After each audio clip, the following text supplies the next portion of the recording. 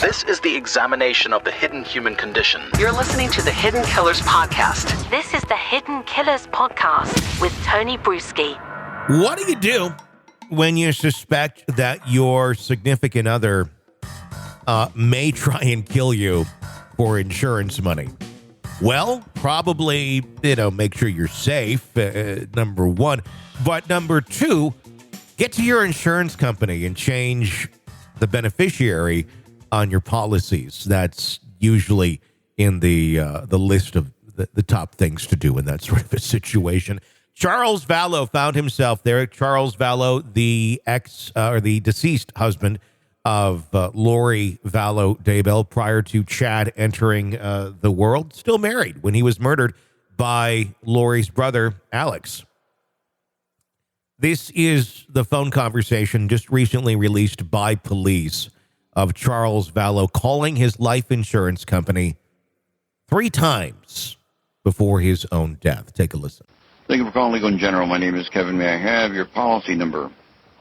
Kevin, my name is Charles Vallow. I'm the insured and the agent. I don't have it.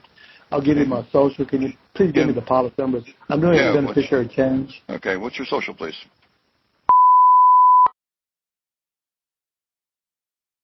As well. Okay. What's your full name? Leland Charles Anthony Vallow, or L. Charles Vallow. Okay. Hold on a second, please.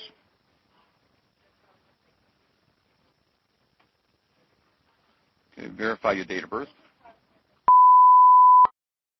Address. Your old address. Mm-hmm.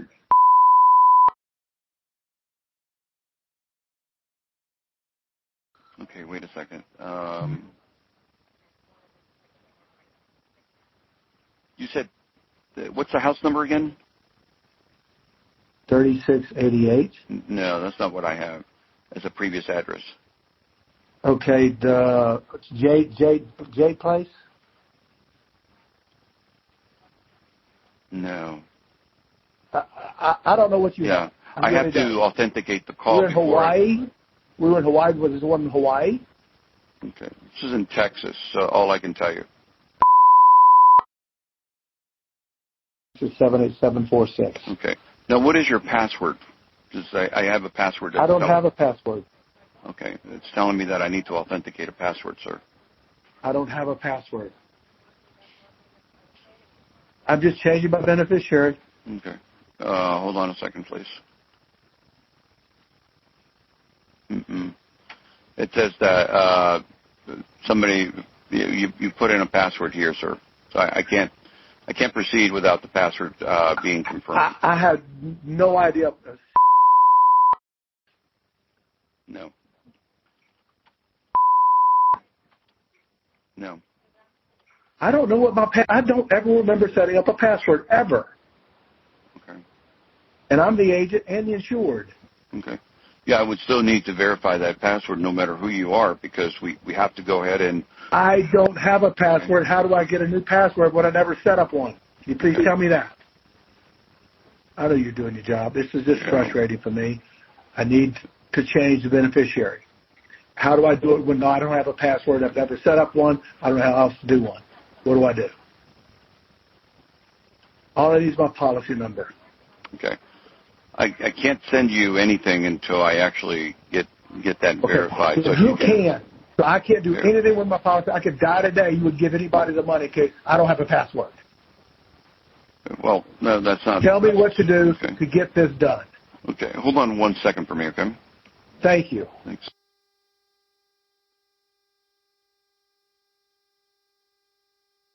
All right. Thanks a lot for holding. I do appreciate your time. So this is the best I can do. And I'm sorry because we're a lot of people are in a meeting. I was trying to get you to somebody. So I'm going to mail a beneficiary form out, okay?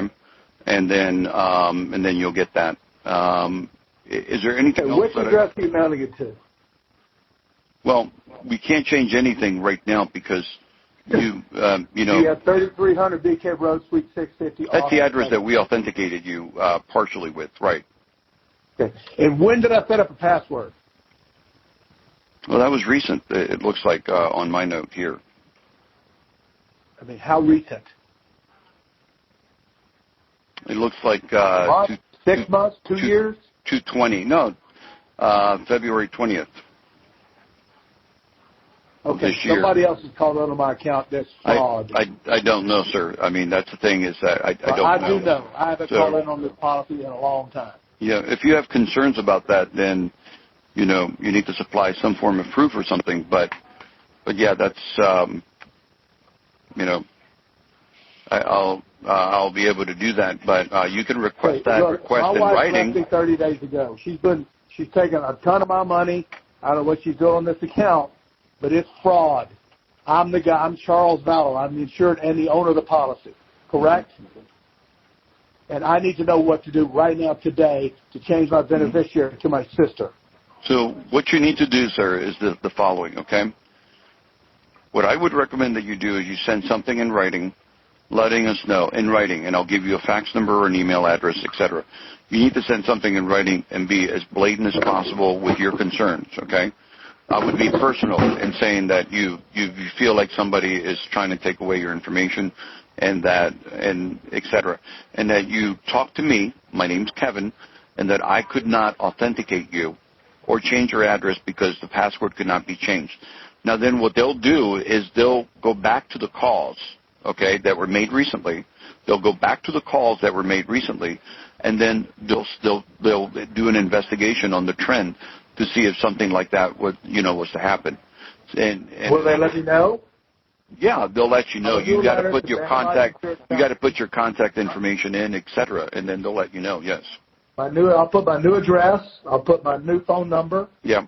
And email address. Have not add the password. Email address. Have not added the password or anything to my account. Somebody else has been messing with my account. Please discontinue any use and speak only with Charles Vallow or KF Kathleen Ethel Woodcock, the owner and beneficiary. Something like that? Yeah, right. And then you want to mention my name, that you spoke to Kevin and he could not authenticate me. What's your last name, Kevin? Della Rosa, DELAROSA. Could not authenticate password? I'm sorry? Okay, I put on there that Kevin Della Rosa could not authenticate password. Yeah, password. That was listed on the account. And you're requesting to have an investigation done because you feel like somebody is trying, you have to be personal. You have to say, I think you just used the word your ex-wife or your wife is trying to take away, and you say a brief synopsis that, she's taking your money. I need to have an investigation done. Yeah, because you fear your wife is trying to. My password was authorized in this account, and I did not do it. Yeah, but don't just leave it like that because, you just told me that it was your wife. If you feel like that's something personal, then you need to say that so that we can go ahead and put this under investigation and review. People will go back and call and review calls that were made before to see what happened. But don't just leave it like that in the air because... and I'm going to email it fax it today, or can I email it? Yeah, I can give you an email or a fax. Give me an email. I'll do this right now. Yeah, customer service at bannerlife.com. That's customer service at bannerlife.com. Thank you. Yeah, thanks for calling Legal and General, and enjoy your day, sir. I'm sorry about that. Appreciate it. Bye. Thank you for calling Legal and General. My name is Pam. Can I have your policy number? Pam, I'm the agent and the owner of the policy insured. Name is Charles Vallow. V is in Victor. ALLOW. Social. Tell me when you're ready. I'm ready.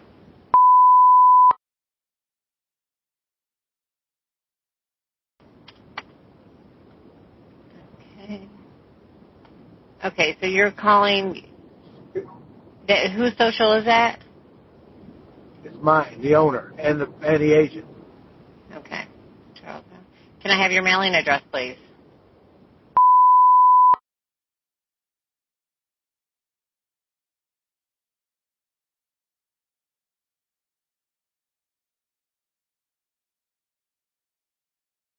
Let me just check. You changed it with a customer service representative? Yes, ma'am. This morning, more than an hour ago. Okay.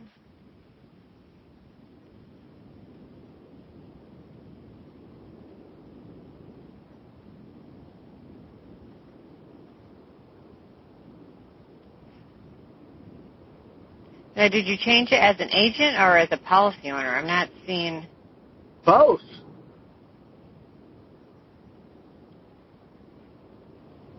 Do you know who you spoke to? I didn't write it down, ma'am. I realized I had to. Usually when I call, you guys take care of it. Yeah, I'm sorry. I'm just trying to see if that was passed. Let me just see. One moment. Well, here's my question. We'll go back to that, the address. Okay. In a minute. I got on my banking statement, it says stop payment reviewed, item paid, Banner Life, 50750. Why would a stop payment be put on that? Who did that? Okay. No, stop payment on... The premium payment, the automatic, the EFT. It's set to draft. It just drafted on February 15th. It's going to draft again on March 15th. But why does it say on the banking statement, stop payment reviewed? I don't have an answer for you on that. Yeah, I don't have an answer for you because that one, there's nothing noted here to stop payment. It's very, everything. We're in good shape. We're good. I appreciate your time. Thank you very much. All right, sir, but your address, do you want me to Okay. Because what we have here, let's see, the Bees Cove Road. My business address is okay. My home address, I have two homes. My home address is in Gilbert, Arizona.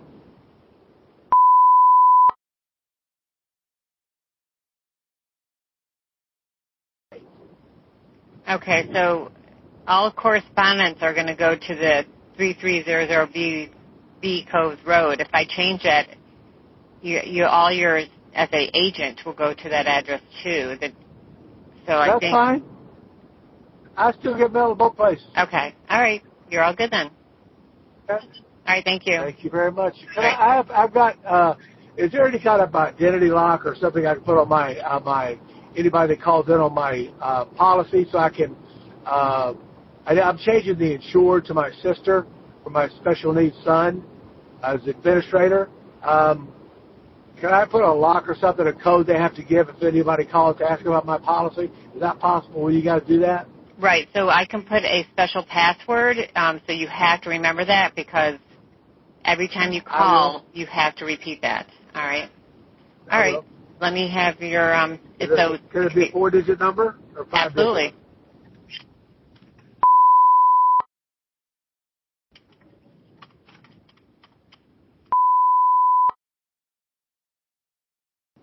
You give no information to anyone that doesn't have that password. Absolutely. That's what that's there for. So every time you call, awesome. Thank you. Okay. You have a great day. Thank you. Thank you for your help. Bye-bye. Bye. Thank you for calling Legal and General America. This is Lakshmi speaking. May I have your policy number, please? I don't have a policy number. I'm the policy owner. I'm the agent and policy owner. Okay. I give my socials for.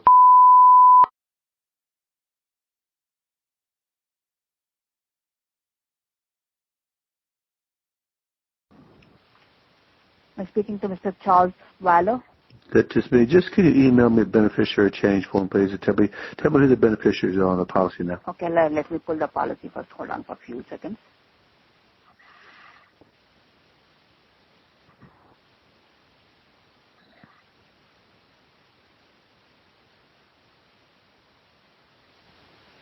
So the primary beneficiary, can I also verify your address?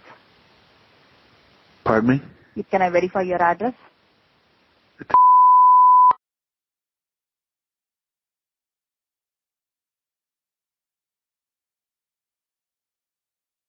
What was your previous address? Place, Queen Creek, Arizona, 85142. We have your Austin address still. Austin, Texas, 78746. Can you change it to the Arizona address, please? Okay. But since you are also an agent, you need to send that information to our licensing department, and you can email it to them or fax it to them. I can give you their information. That's fine. Can you just email me a beneficiary change form is all I need on my policy. Can I get your email address? Policy number, Charles.Vallow, Vallow, first name dot last name @gmail.com. Okay.